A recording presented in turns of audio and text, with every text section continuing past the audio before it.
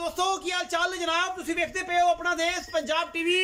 ते मैं थोड़ा मेजबान मोहम्मद नदीम खरल। सब तो पहले अपने चैनल को करना है सब्सक्राइब ते बेल आइकन ते क्लिक करना है। एक अच्छी ते बेहतरीन वीडियो का नोटिफिकेशन हमेशा की तरह वीरों को मिलता रहे। वीर देखते रहन अल्लाह के खास फजल नाल अज फिर वीरों वास्ते कि प्योर नीली का बेहतरीन नया वीरा लैके हाजिर होया। इंशाअल्लाह वीर राजी होंगे। मैं दी खूबसूरती मैं थाने वाना मैं खुड्डा हड्डियां पुट्ठा और बरीकियां पूरी खूबसूरती और अच्छे तरीके वेखनिया ने। मैं पूरी मेले लाई फिर दिए मैदान लाई फिर दिए अल्लाह के फजलो करम नाल दूजन झोटी अख बिल्ली गिठ गिठ पशम सिर कतरी कतरी पिछे कट्टा सजरी जनाब सुई हुई कैमरे की निगाह पूरी गारंटियां अल्लाह के फजलो करम नाल इंशाअल्लाह प्योर नीली का बेहतरीन और नायाब हीरा गली बाती नहीं काम करके और प्योर लुटनबार दे विचों अज फिर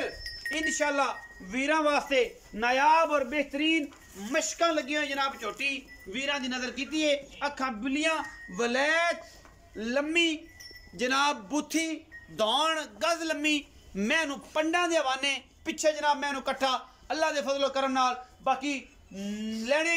देने मुकद्दर अपना देश पंजाब टीवी दी हमेशा अव्वलीन और इंशाअल्लाह नहायत खूबसूरत और आला तरीन जानवर वीरां दी नज़र करन लगे हैं और इंशाअल्लाह वीर राजी होंगे क्योंकि असी करनी है कोशिश और कावश नीली वास्ते। नीली दे ब्रांड अपना देश पंजाब टीवी ते जनाब दे सामने झोटी और सुई हुई सजरी लेने देने मुकद्दर ने इंशाअल्लाह ताला वीर राजी होंगे क्योंकि वीर राजी होंगे ते गल्लां बननियां ने। वीर राजी ना होए तो कोई गल नहीं कोई गल दा स्वाद नहीं। माशाअल्लाह दे कमेंट करने ने रेट इंतहाई मकूल मुनासिब तरीन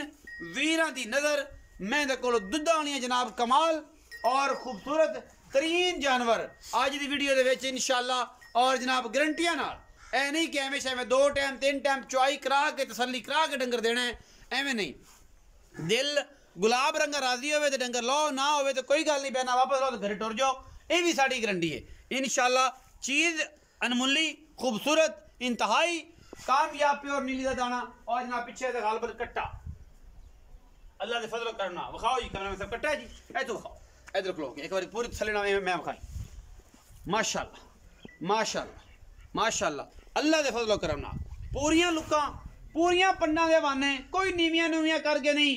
ड्रामेबाजियां करके नहीं। मझ का बच्चा अल्लाह के फजल करना पूरी पद्धर जगह तक खलवा के दसनी है दुनिया नीली और इंशाअल्लाह अज फिर रिकॉर्ड ने अपना देश पंजाब टीवी दे पिछे जनाब कट्टा सूई 5 तो 4 दिन दी मजीद मालूमात मालिक ना आओ जी बस मुकदियां जी गल्लां ने। मैं फिजिकली ठीक है टुर के वेख ही लिया मुड़ के आया मैं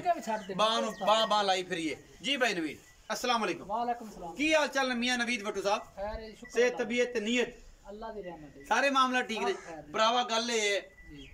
शरीका भी बड़ा तेरा बड़ा जी बड़ा ते साडा सारा जान तो बना मुकदियां ने